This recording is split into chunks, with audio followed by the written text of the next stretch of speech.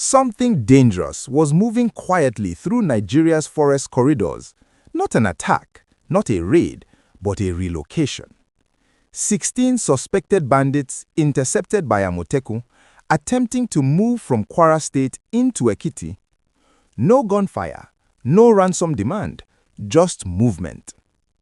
Why were armed men leaving the north central and heading into the southwest? Why Ekiti? And why does this arrest matter more than most Nigerians realize? Hold your breath. This breakdown pulls back the curtain on a silent phase of Nigeria's insecurity, blending real security patterns with high-stakes scenarios to reveal why this single arrest may have prevented a future crisis. Don't blink. This is how threats evolve. First, let's enter the movement.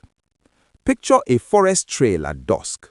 No sirens, no checkpoints, just boots crunching leaves, 16 men moving in calculated silence, crossing from Kwara toward Ekiti's wooded interior. This wasn't escape. This wasn't random migration. This was repositioning. Bandits don't relocate unless pressure is closing in or opportunity is opening up.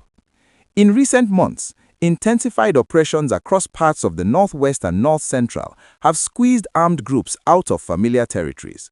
When the heat rises, they don't disappear, they adapt. Why Ekiti? Because Ekiti sits at a strategic crossroads, dense forests, lower historical bandit presence, and access to Ondo and Osun corridors, long exploited for kidnapping and extortion. This was not a hiding move, this was a forward move. The tension rises. If these 16 had settled, how many kidnappings would have followed before detection? Quick pause. Do me a favor. If you want to understand how insecurity spreads quietly before it explodes, smash that like button now. It helps push this kind of deep, preventive analysis to Nigerians who need to see the danger before it hits their doorstep. And if you are not subscribed, hit that button and turn on notifications because this is how we stay ahead of the story. Now, the deeper why behind the relocation. Here's the uncomfortable truth. Banditry is no longer expanding through violence alone.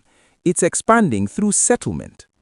Armed groups now move like cells, small numbers, quiet entry, forest embedding. 16 suspects is not a raiding party. It's a starter unit, enough to establish camps, map terrain, recruit informants, and signal larger groups to follow. This is how Zamfara started. This is how parts of Niger fell. This is how kidnapping economies are born. The question sharpens. Who were they coming to meet? Because relocation requires logistics, food, shelter, intelligence. Someone, somewhere was preparing ground. Then comes the twist. Amotekun intercepted them. This is where the story changes direction. This arrest did not happen after kidnappings. It happened before settlement.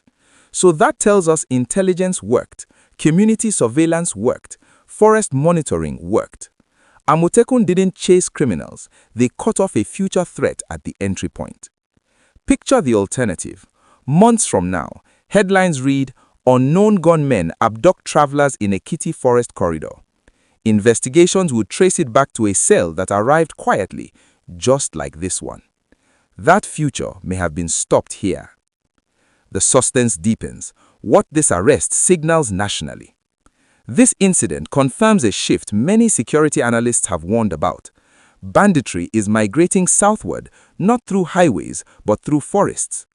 As northern territories become contested, armed groups probe softer zones, areas with less militarization, places where the first kidnapping shocks the system before security adapts. Ekiti was on that list. This arrest is not an isolated success, it's a warning flare. If 16 were caught, how many others are testing routes right now, unseen? The big why this matters for 2026. This moment marks a transition from reactive to preventive security.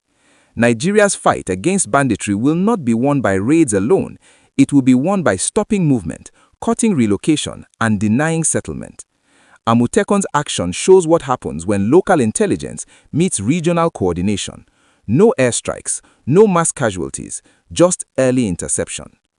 but the edge is sharp. If forest corridors are not monitored continuously, today's intercepted group becomes tomorrow's entrenched network.